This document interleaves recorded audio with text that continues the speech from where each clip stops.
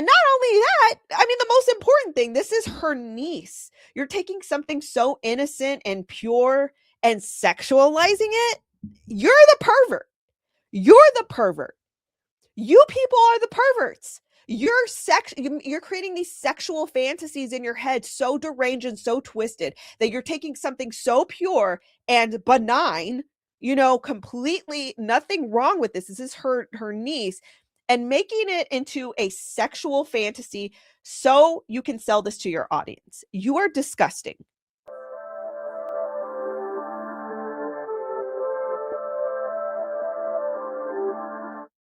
What's up, guys? I apologize for the abrupt break that I took last week. I knew that I was traveling. I knew that I had plans with family, but I did not anticipate the lack of time that I actually had. And I just got really busy. And so I just lost track and I just didn't film anything last week. However, a lot did happen over the course of the week as far as like social discourse and social media and personalities that are very influential that are spreading horrible things about people. And there's one thing in particular that I wanted to address that I had to just rant about, and that is Candace Owens smearing Erica, the ever living daylights out of Erica Kirk, smearing her. But not just that, she wants to destroy Erica Kirk so bad that she's willing to accuse her, insinuate the most heinous allegations concerning Erica Kirk, trying to insinuate that she's some sort of human T-wording queen pin, some groomer of a 15-year-old. And she has successfully weaponized that within her audience to attack Erica Kirk. And not just that, this is such a psychosis that if you disagree with the thesis of Candace Owens accusing Erica Kirk of such heinous, extreme, deep end things, you yourself are called a PEDO protector. You're called a groomer yourself. I mean, this is the level of psychosis that these people are under. And let's just go through it. Let's just go because there's a lot to go through. Now, a couple weeks ago, let's just go through this. A couple weeks ago, Candace Owens was actually priming her audience for this very thing. She was leading it. I'm telling you, I truly believe this lady has a producer, very, very, very crafty script writer, because she's obviously reading from a teleprompter. She mispronounces words and it looks like she's reading them, she misreads them off of a teleprompter. I truly believe there is something so insidious about this writer, somebody who's helping her produce this content, because I don't think Candace, I think she's an intelligent woman. I just don't think she's that intelligent. I think she has a gift. I don't think she's that gifted to construct something so insidious, so slow, and building up to this point. So this is why I'm taking you back a few weeks. Candace Owens made this spreadsheet, or someone on her team did. And, this spreadsheet, and let me actually make this bigger. Let me make this bigger so that way you guys can see. I'll talk through it. This spreadsheet insinuates that there was some sort of tangential relationship or tangential relation to people of TPUSA and some sex abuse scandals or ST wording scandals. And she somehow also connected it to the military. Now, let me say this. This bothers me to the core. I had people who were asking me if this was a verified, exposure of human T wording. And when they dropped the name Candace Owens, my blood boils, because how are you so insidious, so malicious that you're going to create these narratives, taking a very serious subject, the subject of human exploitation, people truly being victimized, by exploiters, by pimps, by traffickers. You're going to take this very serious subject and you're going to play with it for entertainment, for your gullible audience to consume. And they do. They eat this slop right up. You know, that this boils my blood. So let me just go back to the spreadsheet, okay? So on the first column, you see Liberty University. Obviously, these are people that went to Liberty University. These are people that most of them, if not all, are connections to TPUSA. She then puts another column next to it on the right that says Eastern Europe. And she lists like some sort of Eastern European connection to that said person. And then the T wording or SA scandal that might be tangentially, relative to that person. And then the military connection. Okay. Now, any person with two brain cells to rub together will see something like this, like some of these claims. Let me go back. Sorry, not to nauseate you from switching so much. But for instance, the Erica Kirk scandal, the Colonel Otto Busher is accused of running a brothel in Romanian children. Now, Erica Kirk, she had a nonprofit, and she would help the vulnerable in Romania. Now, because there was some sort of scandal, that some guy, it's a military guy, had a SA scandal. Somehow she turned that and connected it to Erica Kirk, saying that he worked with Romanian angels during this time. Okay. Somehow insinuating that Erica Kirk, and this is, I'm saying insinuating because that is the word to use, that she had some sort of connection, some sort of whereabouts, know about this very incident. And there is no evidence to suggest that Erica Kirk knew that she perpetuated or had a direct connection to this guy, if this is true, in Romania. You know what I mean? Like, it's stuff like this that is so manipulative, and it is sickening what she is doing to this entire organization. Now, so I share this to prime you that she was already loading her audience up weeks ago, up until this moment. Now, this was a few podcast. This was a podcast or two episodes ago, where she made the official insinuation that Erica Kirk was somehow a groomer. Okay. And I again, this makes me so angry. This is such a serious allegation that people will take something so little as this, an off-color joke that Erica Kirk at 25 made. If you were in your 20s, what kind of off-color things would you say? I grew up in the 90s.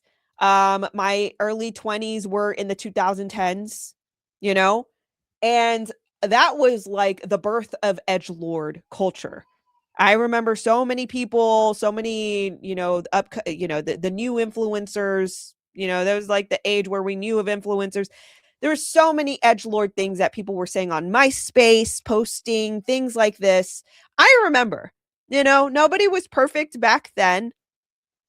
And in my 20s, I wasn't perfect. I wasn't perfect.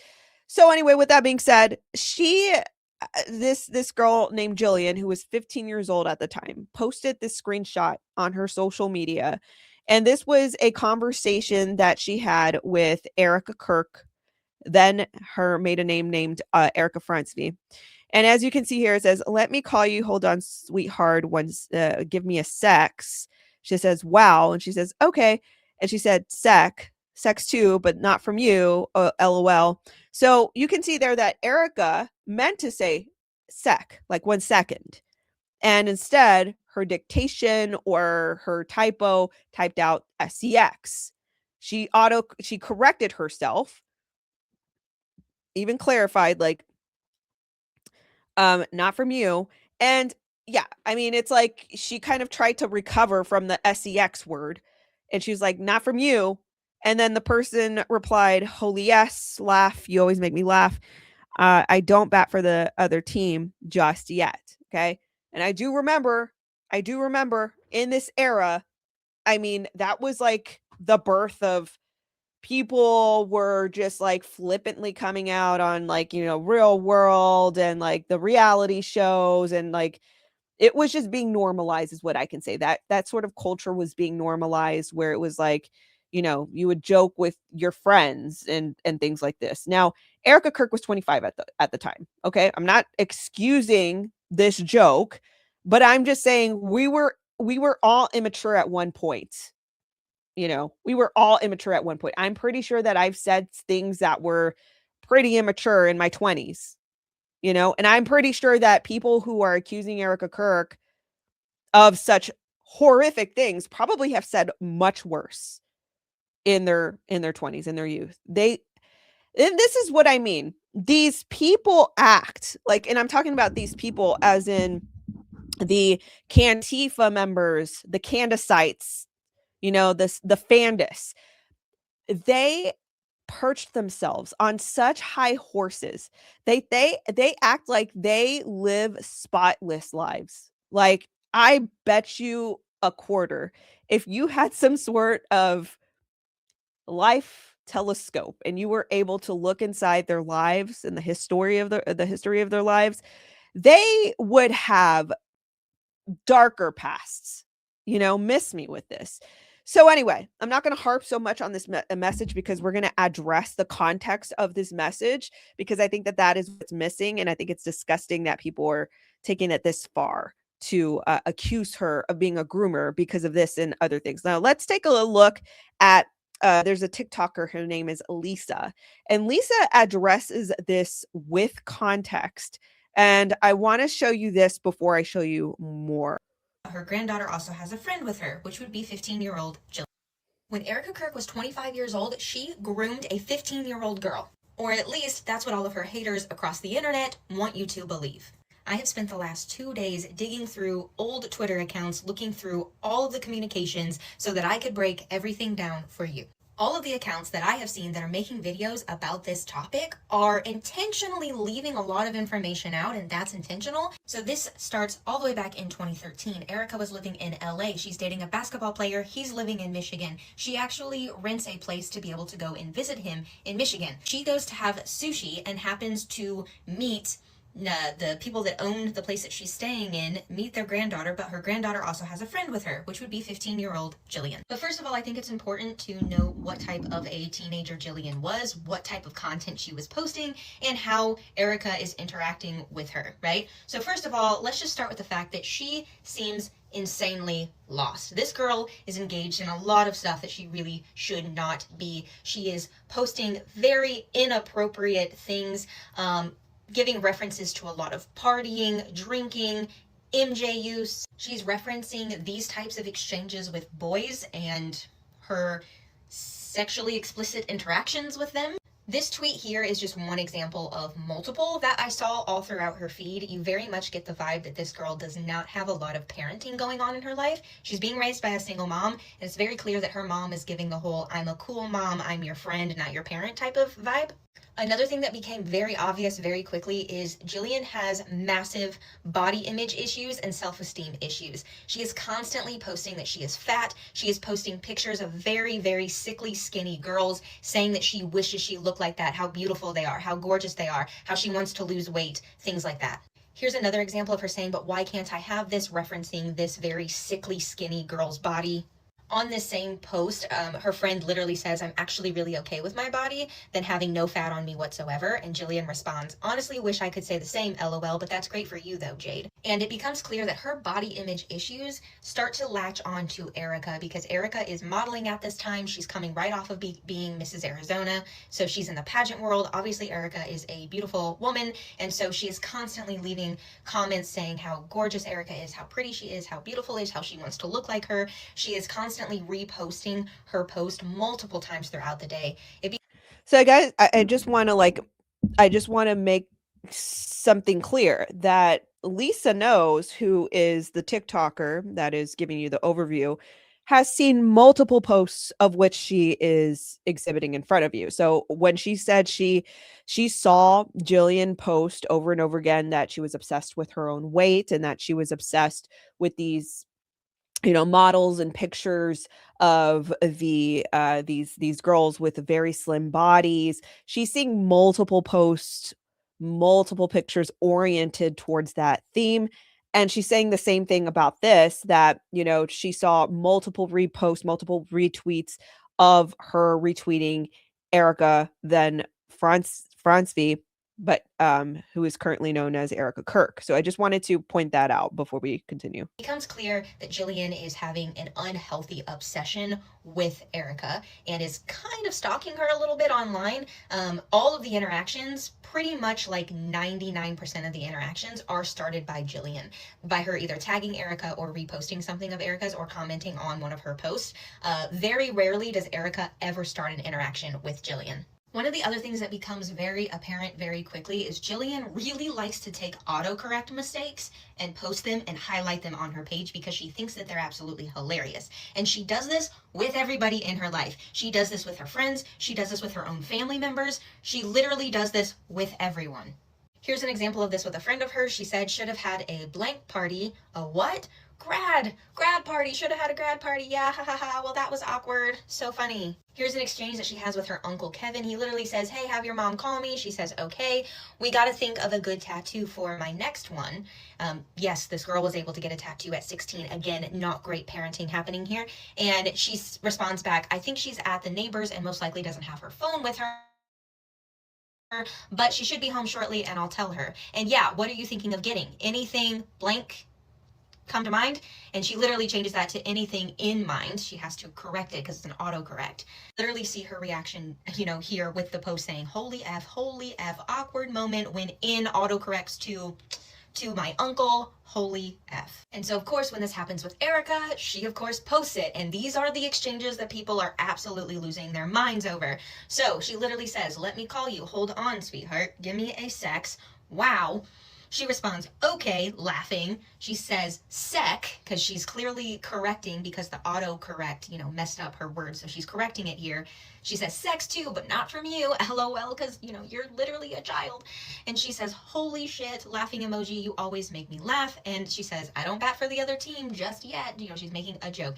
Clearly, this is her making a joke out of a very awkward autocorrect texting situation, something that every single one of us has experienced. It's very clear that Erica in this exchange is not going out of her way to make sexual comments to a child. This is an autocorrect situation. And again, this is something that Jillian highlights on her page in her content all the time with everybody. Here's another. And here's the thing too. Before she goes into the next message.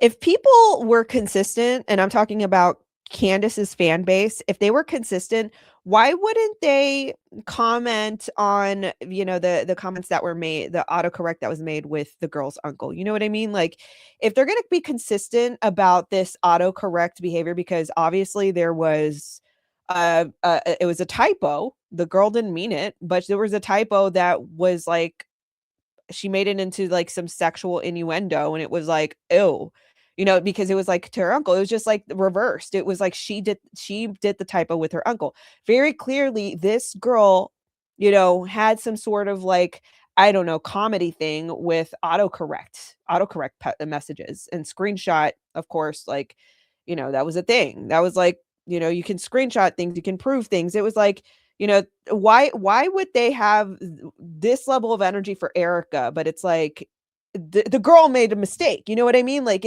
everybody, what I'm trying to say is everybody understands this as a typo mistake. Everybody understands this as, you know, a word that was not intended, but that's not the same energy that they give to Erica Kirk. Exchange where there's clearly an autocorrect texting situation happening that Jillian thinks is hilarious.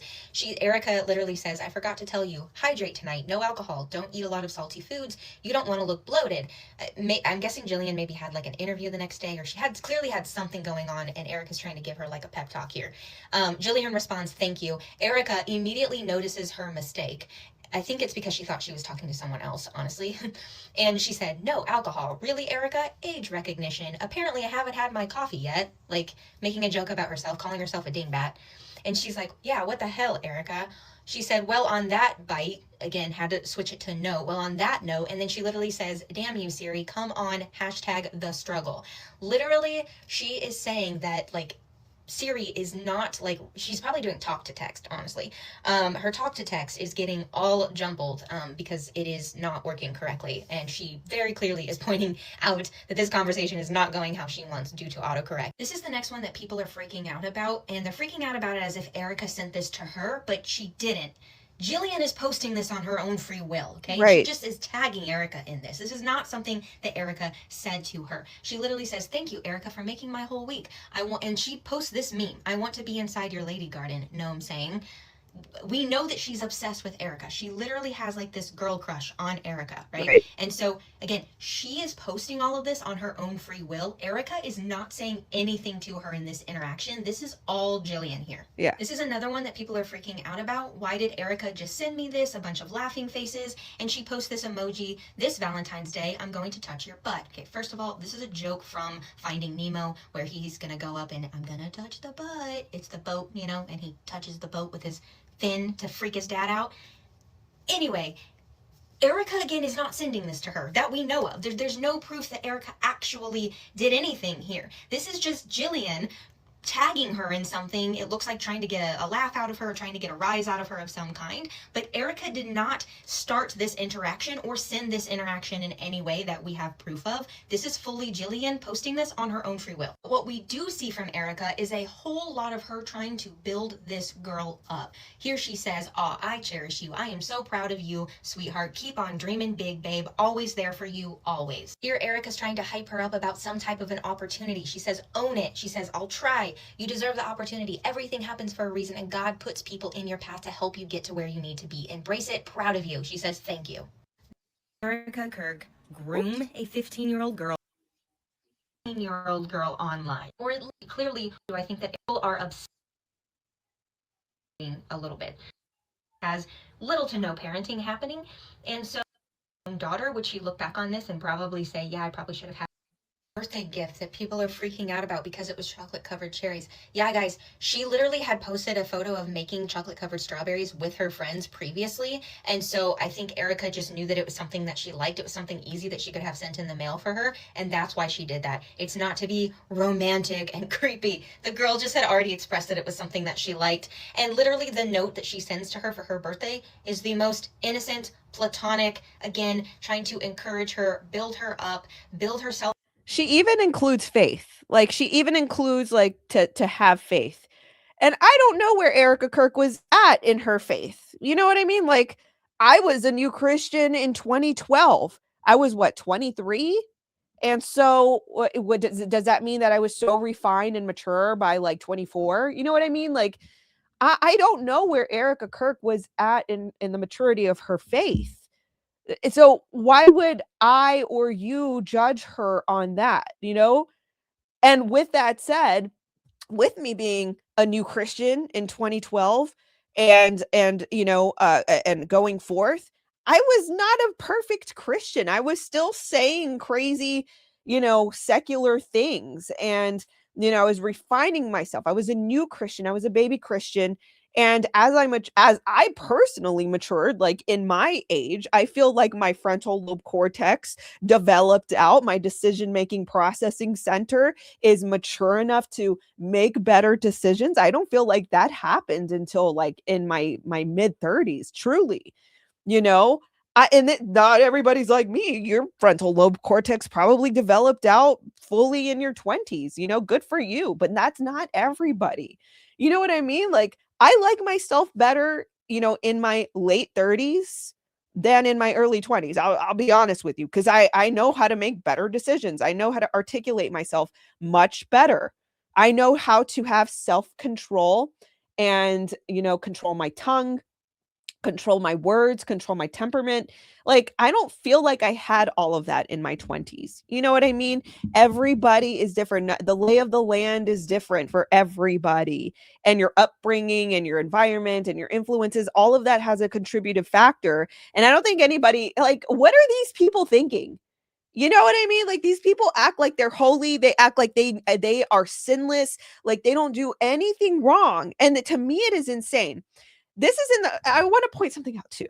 Esteem type I want to of point something out exchange. too.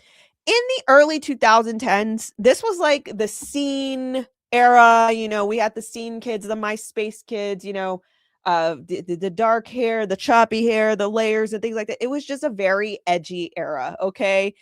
Um, I don't know that this necessarily has to do with that era, the strawberries and chocolate, but I do remember me and my girlfriends, like me and my friends, we would do things like this for each other. We would send each other flowers, we would send each other chocolates. We would, it just to be friends. Like we would, go on girl dates. You know what I mean? Like we would have galentines. Does that mean we were Does that mean we were lesbians? No. Like, it's just like girl culture. I don't think, like, am I going crazy? Was this just a Houston thing or something? Like, did girls just act like girls and like this is just how we acted with each other? This doesn't mean anything sexual. This doesn't mean that she was like a lesbian. That we just did things like, especially single girls, like if it was a group of single girls, to like console each other on our singleness, like we would do things for each other. And it was not lesbianic. It was nothing sexual. It was nothing intentional in any way like that. We just like, I don't know, maybe it was a Houston thing, but you guys can let me know. Did you like, were did you guys do things like that? I mean, I clearly remember girlfriend, girlhood, friendship. Like we would do things like this for each other. Am I going crazy? Like, why are people acting like this is so not normal? This was very normal. Like, and like, what perversion in your mind? What brings you to a perversion in your mind where it's like you think of sex when you see strawberries and chocolate? That's it's just sex for you.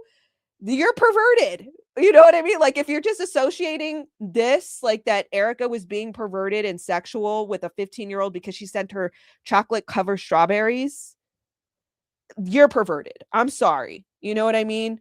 I once again, I clearly remember like I had a different array of friends like growing up. You outgrow certain friends, you outgrow other friends, you have new friends, like but I remember, and again, it might be a Houston thing. It might be a Houston thing, but I do remember girls being friendly and, gifting each other things like chocolates or, dinner or whatever. Like, I just thought it was a girl thing.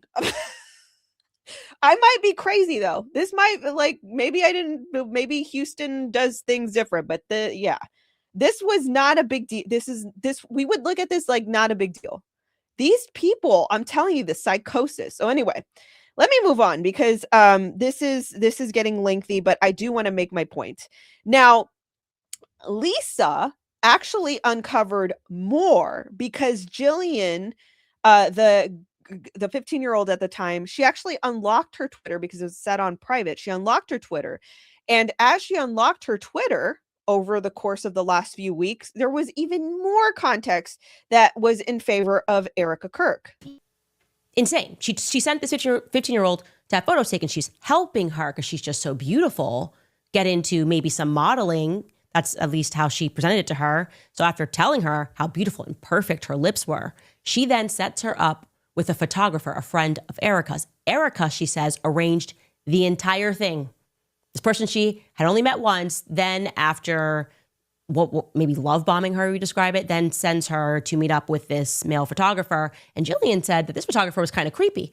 She's trying to remember his name. She says she remembers it began with an R and he was kind of shorter, chubbier. And yeah, I'd say, yeah, Jillian, that's pretty creepy. Any photographer who is taking photos of a 15-year-old without their parents' consent is a creep. Find me this. I am looking to find and discover who this person was. say that any person who is arranging for photographs to be taken of a 15-year-old girl without explicit permission from that person's mother is a total creep. So Erica having done this is completely and utterly creepy. It's creepy. It makes no sense. It makes no sense. I will not allow people to say that it makes sense. Okay, so I want to show you this clip from that episode that we're talking about where she actually goes there and accuses Erica Kirk of grooming a 15-year-old. Now, this is an excerpt from that particular podcast episode where Candace goes into the scenario where, Erica books a photo shoot for Jillian. Now, Candace, of course, makes this seem and insinuates like this was an inappropriate photo shoot. But listen to her own words to what she has to say. And curiously, get this, she tells me that she and Erica actually never hung out in person beyond that first meeting. So this was purely meant to be a platonic relationship where Erica said stuff even like this to her on Instagram. Jillian, that dime piece beside the car, though, she's referring to Jillian, just so we're clear. She's referring to Jillian beside a car. And curiously, get this. Okay. So Candace Owens, she insinuates on this podcast episode that Erica Kirk booked this photo shoot for Jillian and and not even that, she wasn't even at the photo shoot. She just books it. So Erica Kirk met Jillian. They developed this communication, this mentorship, and she even books her a photo shoot. She's not even at the photo shoot. In fact, Candace Owens herself confirms that they don't even meet past that. That's not what a groomer does, okay? That is not grooming. Because let me show you what the definition of grooming is. Okay, the U.S. Department of Justice Office of Sex Offender Sentencing, Monitoring, Apprehending, Registering, Tracking uses the following definition for grooming. Grooming is a method used by offenders that involves building trust with a child and the adult around a child in an effort to gain access and time alone with her or him. In extreme cases, offenders may use threats and physical force to sexually assault or abuse a child. More common, though, are subtle approaches designed to build relationships and families. The offender may assume caring role, befriend the child, or even exploit their position of trust and authority to groom the child and or a child's family. These individuals intentionally build relationships with the adult around the child to seek out a child who is less supervised by adults in her or his life. This increases the likelihood that the offender's time with the child is welcomed and encouraged. Let you listen to that once again. She tells me that she and Erica actually never hung out in person beyond that first meeting. So this was purely meant to be a platonic relationship where Erica said stuff even like this to her on Instagram. Okay. So she even admits herself that Jillian said that they didn't even hang out past that first meeting, and then it was just communication. Erica even booked a photo shoot for her, in which she is insinuating that was like some sort of nefarious thing, although Jillian didn't say that, and so that is not the definition of grooming, because if Erica wanted to groom Jillian, she would isolate her for the purpose of gaining access to her. She would want to have that alone time, that conditioning that she has, that alone time isolated with Erica. And they did not meet, not once after that. You know what I mean? This is what pisses me off about this. This is what pisses me off, that people are just flippantly accusing people of being groomers like Candace is to Erica, taking wild out of context takes on text messages. And it is so disgusting to me. So I want to show you this because ever since the photo shoot was booked, people are again just compounding these out of context messages and these out of context events and making these insinuations, horrible allegations. Now, ever since then, Candace Owens actually shared a piece of, or it was like a tweet from this girl's account that wasn't there before. So what I think happened is that Candace had a little conversation with her, maybe paid her to open her account so that way she can take a screenshot of something that maybe will help Candace's narrative, and she'll be able to exploit and manufacture more things out of. But that actually backfired because Lisa was on it. Did Erica Kirk groom a 15-year-old girl when she was 25? Things just got insanely interesting, and I just got a ton more information. So last night at about 11 o'clock in the evening, all of a sudden, I see a tweet go out from Candace Owens from the old Jillian account that says that the photo shoot has been scheduled for Friday. Now, I dug through this account, you guys, for 2 days, examining it, screenshotting it, all of the above. And that tweet did not exist. I went immediately to the 2014 Jillian account, and I immediately started noticing tons of tweets that were previously not there and were not available to the public. So what I believe happened is that Jillian regained access to this old account, and for whatever reason, she flipped everything on. So tweets that had previously been privatized, she has now made them public. So we have so much more to go through than what we previously were able to see. And I just want you guys, I want to remind you that Lisa Knows was on it. Like in the previous clip that I showed you, she was telling you, that Jillian was saying certain things about her weight over and over and over again. There was tons of posts, some of which she didn't even show because there was just so much of it. She was retweeting so much of Erica's, content on Twitter. So she has been combing through all of this. I just want to remind you guys of that. So she knows the content because she was digging through it, and she's like, I didn't see any of this when I was looking through it initially. And the good news is it helps Erica Kirk. It does not help Candace Owens. In fact, it proves that Candace Owens lied. How do we know that these tweets were privated and are now being made public? So how I know this is because this right here is the infamous autocorrect Erica tweet that everybody was dissecting and freaking out about. The photo shoot comment is literally right above it. Every single person that was examining this account to destroy Erica Kirk, there's no way that they would have missed this. And then right above that is the photographer with his name linked to his Twitter account. Again, there's no way that people would have seen this and not seen all of that, myself included. When I was going through these accounts, these were not here previously. One of the things that I immediately noticed was that Candace on her show stated that Jillian had said that the photographer's name started with an R, but she couldn't remember his name.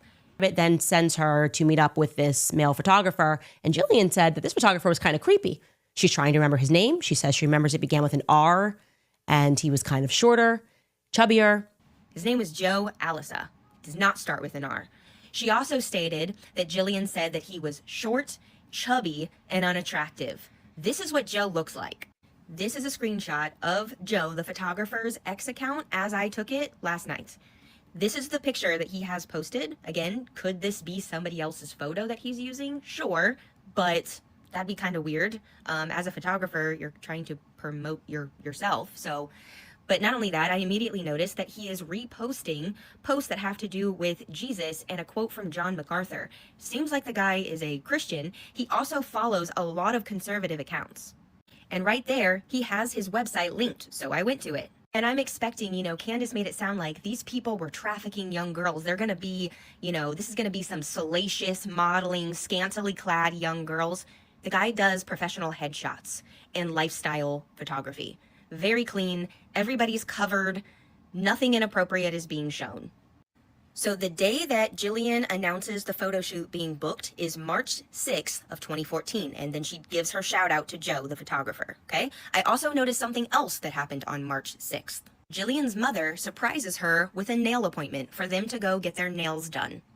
Seems to me like mommy knew that she had a photo shoot booked and wanted to take her daughter to get her nails done. On March 11th, we have Jillian getting a brand new dress to wear to this photo shoot.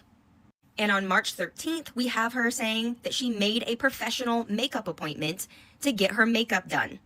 How many 15-year-olds do you know that don't have a driver's license, don't have a car, and are able to drive themselves to get their nails done, buy a new dress, and get their makeup professionally done? Also, how many 15-year-olds do you know that are going to be paying for all of that when Jillian doesn't have a job?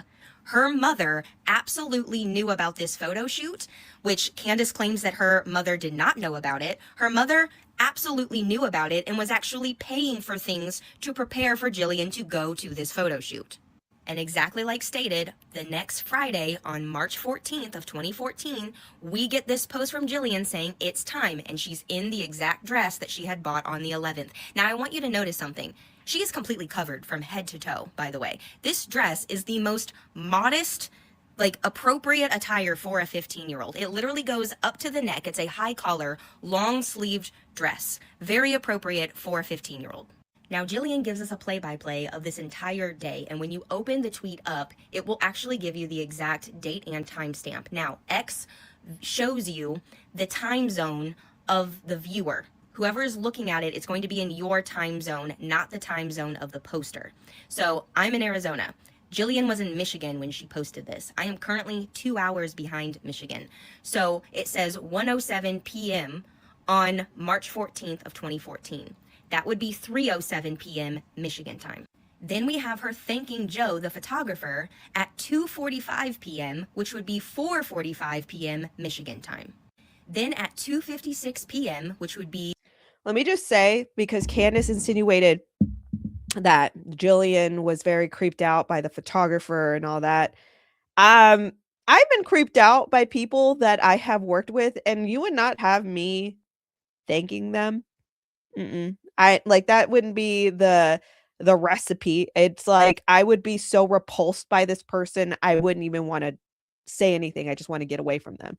You wouldn't be thanking them, especially not just thanking them, but in a public domain like that. You wouldn't be doing that. I don't think. 4:56 p.m., we have Jillian making a comment about her mother's driving. Because yes, ladies and gentlemen, that's right.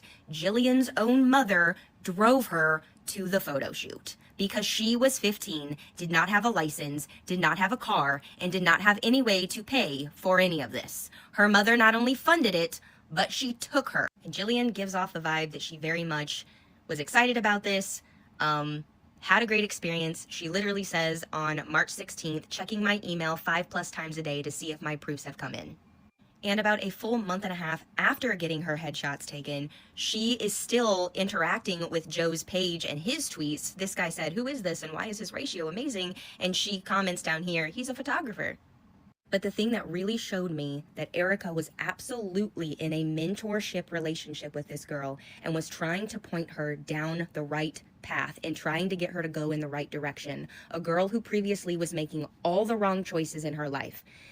The day that she announces that the photo shoot has been booked, that same day, March 6th, 2014, she tweets this: "School is my main focus from here forward."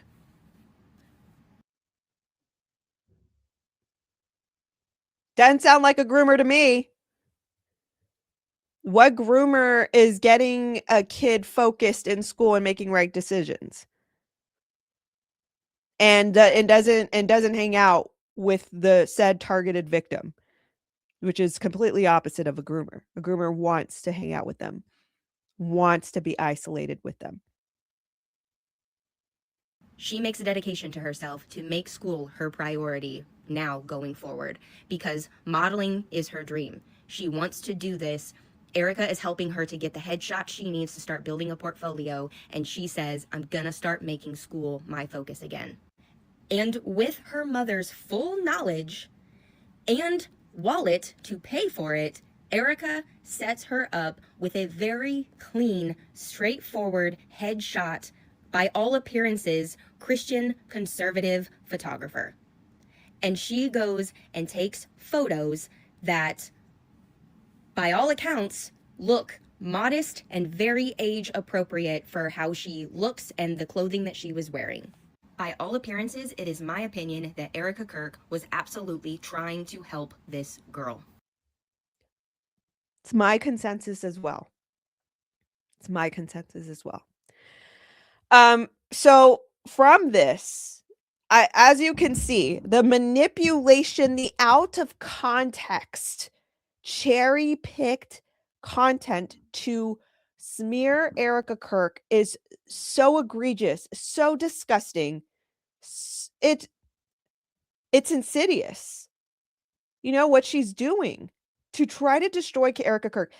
But she's been successful at weaponizing her audience. She's been successful at handing out permission slips to be cruel. And the cruelty algorithm is absolutely paying. Now, I do want to let me show you guys this because this is, prime exhibition that this is what is getting the clicks, getting the views, getting the sensation. So you have things like this, I'm going to show you this and then I'll show you what I've. So you've got this account, which is one of the worst accounts in the world. This guy is nothing but a propagandist. Says, I'm sorry, but this is not normal behavior from an adult. Erica Kirk was clearly grooming underage girls, in my opinion. Girls, plural. Do you see how gross and disgusting this is? This is disgusting. She was clearly grooming underage girls, in my opinion. Here's yet another example of her being a pervert. Now, let me show you something. Okay, look, take a good look at this photo. Take a good look at this photo. Okay, I want you to take a look at something. Look at the background, completely blackened, but take a look at like the outline of Erica Kirk's hair, maybe this girl's hair a little bit, but take a look at that outline right there. Take a look at right here, Mrs. Erica Kirk. See how this is all distorted. Some of it is erased or not. Now, this is what I would say is an auto eraser, those apps where you just click and it'll erase all of the backgrounds, but sometimes it'll hallucinate and it'll take some of the other components of that photo that you didn't want erased. This guy is such a slop that he was so lazy that he couldn't even restore enough of this text to make it even believable. But obviously, you see, even I think even a little bit of this outline might be erased. But you guys get my point. This background is erased. 100% it is erased. And let me show you the original photo and where he took this from. So this is the photo right here. This is taken from her Instagram, where the context added is you got the tassel, that special piece of paper. Keep writing your legacy, baby. Your auntie E is proud of you. This is Erica Kirk's niece. This is her niece. You see now now that you see a fully restored picture of a background with the sky and I think that's a school in the background. You see children in the background on the left side, flowers, and congratulations. Was that even added was that left? Yeah, flowers, of course, because these perverts are trying to make this romantic. I mean, I'm telling you, this absolutely infuriates me. It infuriates me because now it muddies the waters for actual victims who are going through grooming and sexual exploitation. And because idiots like this, people with the IQs equivalent to that of a shower curtain rod that are going on social media and perpetuating this false narrative about being groomed and this muddies the waters for actual victims. This is why it infuriates me. And not only that, I mean, the most important thing, this is her niece. You're taking something so innocent and pure and sexualizing it. You're the pervert. You're the pervert. You people are the perverts. You're creating these sexual fantasies in your head so deranged and so twisted that you're taking something so pure and benign, completely nothing wrong with this. This is her niece, and making it into a sexual fantasy so you can sell this to your audience. You are disgusting. Absolutely infuriating. And again, a grown ass man doing this behind this account, grown men doing this. How effeminate are you to act like one of the most disgusting middle school aged girl bullies? You know what I mean? Like middle school girl bullies that I've known in my youth were not this disgusting. You know what I mean? Right? This is another count. Sword of Truth. I don't know if this is a guy or not. Guy AI picture. But more sexually suggestive bi-curious comments from Erica Kirk. And again, it's just like I don't know that these people have ever known girls to act like girls with girls. Okay? You know, just making her a lesbian because she was making like lighthearted jokes with her friends. Like it's insane. Anyway, okay, let's move on. You have people like Liz Crokin, which she took me by surprise when she supported Andrew Tate. Like when she was like, "Well, I don't know that there's credible evidence against Andrew Tate and blah blah blah." Like that to me was like I'm looking at you sideways. Like, what are you talking about? What are you talking? Like you, Liz Crokin is known to be the journalist to break Pizzagate. Although I think that there were 4chan board users that were breaking that story. But she is accredited as like one of these Pizzagate like originators, and doing something so highly irresponsible, siding with Candace, Erica Kirk, Jillian's story. She's responding back with this heinous comparison. Ghislaine Maxwell and Jeffrey Epstein strategically targeted vulnerable children in situations literally exactly like this.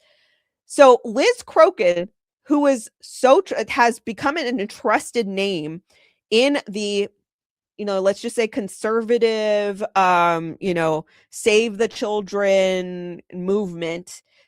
She has built her trust in her name. And so now she is exploiting that by insinuating that Erica Kirk is on the equivalence of Ghislaine Maxwell and Jeffrey Epstein based on these floaty allegations. I am infuriated. You know what I mean? Let it be known that Liz Crokin has yet to say anything about Steve Bannon. Let that sink in. She has yet to say anything about Steve Bannon, who is evidently very close to Jeffrey Epstein, chums with Jeffrey Epstein. That wanted to conspire against President Trump and have him removed, that wanted to create a pro Epstein documentary on the day that he was arrested.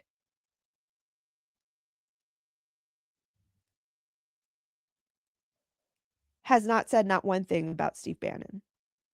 But you want to make these very heavy allegations in the public eye about Erica Kirk being equivalent to Ghislaine Maxwell and to Jeffrey Epstein. Are you kidding me? It's this stuff like this that is disgusting to me. This disgusts me. And this is what it's all doing, because people have been so charged to believe this heinous stuff. Sorry, almost cussed. Sorry. People have been so charged to believe this stuff that now they are vilifying Erica Kirk. She posts something about her children. Erica posts precious video of her children showing their nana some love in what we could possibly be her final days. The Candace cult can't help but attack. So Erica Kirk shows these pictures of her babies like with their grandma, who is very sick. Her mother is very sick, pushing their grandma, and these are the comments that are on Erica's feed. Charlie started to realize who he was married to before he died. Mossad agent. What companies does your mother own? I mean, God help us. God help us. I know that God calls us to pray for my enemies, and like I need your help in possibly like praying for me to pray for my enemies, because this makes it so hard. This makes it so hard. Like if you can suggest if you can suggest in the darkness that this is right now, that we're observing, how I can possibly pray for my enemies, please suggest so, because it is so hard. It is so hard. Because this is so disgusting. Her mother is dying. Her mother is dying. She's showing the purity of her children interacting with what it could be the last days of her mother living on this earth. And this is what they decide to comment. You're going to launch fireworks for her too. Did you sacrifice her too? How did your mom feel when you were grooming little girl? Are you not interested in what actually happened to Charlie? Whether or not these are bots or real people, this is evil. If it's bots, if these are actual bots that are producing these disgusting comments, the person who has ordered the direction of these bots is still as equally as evil.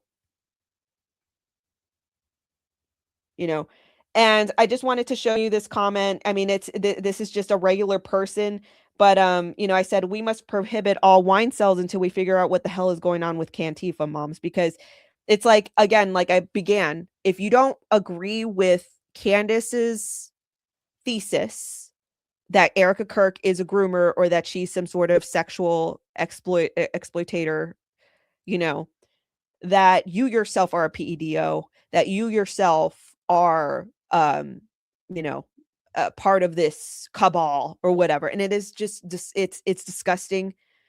These people, they're in such a psychosis that I do think that their mental health is being affected. So this person says, is that what you do when you defend PEDOs? Touch grass? Because I told her to go touch grass, because it's like, you do have to go, go offline at some point. You can't be perpetually chronically online. You have to log off for the sanity of your life. You know what I mean? And some people are not. They're just completely hooked and thinking that this is their reality.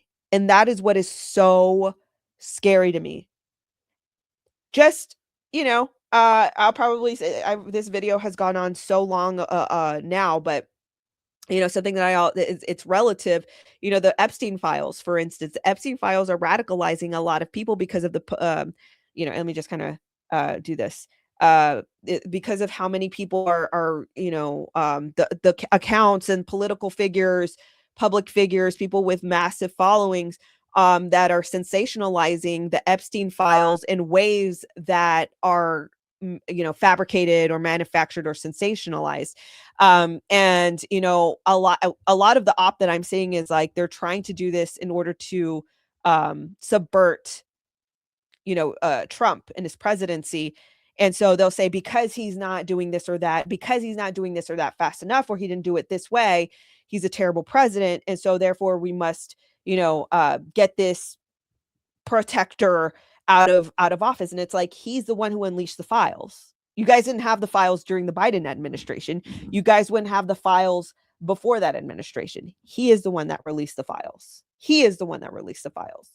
You know what I mean? And so people are being radicalized so much to the point where people like Austin, who over the weekend tried to storm Mar-a-Lago and assassinate President Trump, come to find out his social media and his text messages revealed that he was obsessing over the Epstein files.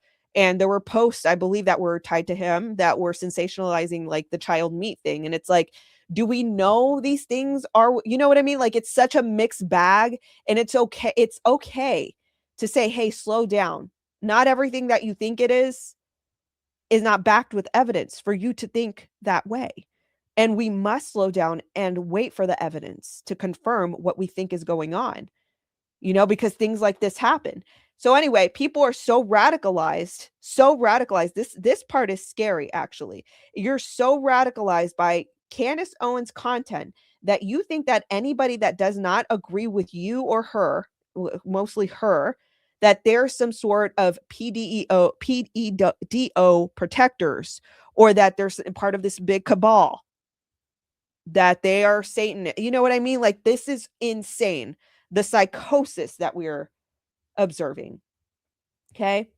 And now you see that Candace has published a trailer for the Erica Kirk series that she's coming out in. It is completely cringe.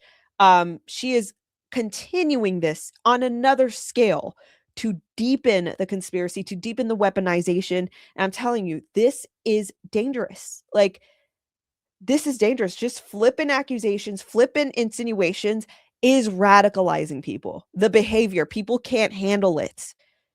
People can't process things. People don't critically think anymore. They don't think for themselves. They outsource their thinking. And this is what's happening. And it is, I don't have, all I can do is show you. All I can do is show you what is happening. You know what I mean? It's a big operation. I have this hypothesis that Steve Bannon has a lot of connections to these people like Candace Owens. She has a picture of him on the wall. And despite everything that we've seen, she has not denounced Steve Bannon whatsoever. You would think that would be important to her. And all these other things that are connected to Candace Owens that people don't have the same energy that is being directed to Erica Kirk about. Her social autopsy that did dox children. Did I show you guys this video? I don't think I showed you guys this video. Pretty much, if you are a minor, you are not excluded from anything if you are posting in a public place saying awful things. With that said, we stand by the fact that we think the best time to be on our database is when you are a minor, because that's exactly what we're trying to do. We are trying to affect their, conscious when they're young, so they know to use the internet more responsibly when they're older. There's no harm, no foul, really, if you're a minor, right? You have this profile for 365 days. You're not applying to college. You're not, going out for a job. It doesn't do anything to affect your livelihood in any way. So we think that that's really honestly the best time for people to learn. And by the way, we don't want to exclude minors because minors are the ones that are killing themselves because of what they're reading online, right? We're seeing very interesting, Candace. So she defended 5 convicted sex offenders who had the deed with a 15-year-old girl and blamed it on the girl for everything. You guys remember that clip from Daily Wire? She utilized an entire episode to do that. Defend a PEDO named Keith Fox, ironically. Nobody has energy for that, though, right? You defended she defended the Tate brothers, vehemently. Now this one, I it's just a hearsay, but her husband's accused of sexual assault. But, I won't even go that far because there has to be at least credible evidence, at least witness testimonies for that. So I won't even say that. I would strike that. Your friend John Mappin is in Epstein's Black Book, which Epstein's Black Book did have many people, but again, according to her own logic, she is not attacking these people that by her logic she should be attacking. You platformed your friend Milo, who discussed the merits of gay relationships between adults and boys as young as 13. Steve Bannon, whose picture is on your wall, was Epstein's closest partner and strategist. You defended Harvey Weinstein after 100 women claimed he R-worded them, Where's the energy for any of that? But of all the things, she cares all of a sudden about predators. She cares all of a sudden about groomers and S traffickers and all of these SA claims. She believes all of a sudden she's had this miraculous pivot, and of all things that she's condemned, not the 5 men, not Harvey Weinstein, not the Tate brothers, not Steve Bannon for his close connection to bestie Jeffrey Epstein. Of all of that, she has decided that the one groomer that she is insinuating she has to go after is Erica Kirk, the most fringe conspiracy theory. Give me a break. Anyway, this has been nauseating enough, but all of this disgusts me because I take, the claims of exploitation, trafficking, especially minors. I take that very seriously. This is a epidemic going on since the beginning of time. And for somebody to use this in such a disgusting way just to smear somebody is nauseating. Anyway, guys, please let me know what your thoughts are in the comments below. Did you know any of this? Did you paint more context? And if you didn't know all this, what do you think now? You've got to be in a culty psychosis to still stand with Candace Owens after this disgusting attempt at a smear. Anyway, thank you guys for tuning in. Thank you for supporting me. Thank you for subscribing, engaging with my content. It really helps because believe me, this is not a popular take. This is not a popular take. And if I were doing it for clicks and money and boosts, then I would be on the other side, being disgusting, attributing towards the cruelty algorithm. Right now that's paying. And I just happen to have a conscience and a soul and a father that looks after me in heaven, that will judge me one day at the pearly gates for every single action that I take, every word that I have spoken. And when he said to defend the widow and to uphold the cause for them and the fatherless, I'm going to do that. And if you're a Christian and you know your word, you know that you should be doing that too. This is the complete opposite. Weaponizing this disgusting behavior against a widow is the complete opposite of what God called you to do. And I'm going to end with that. I love you guys. I'll talk to you in the next video. Bye-bye.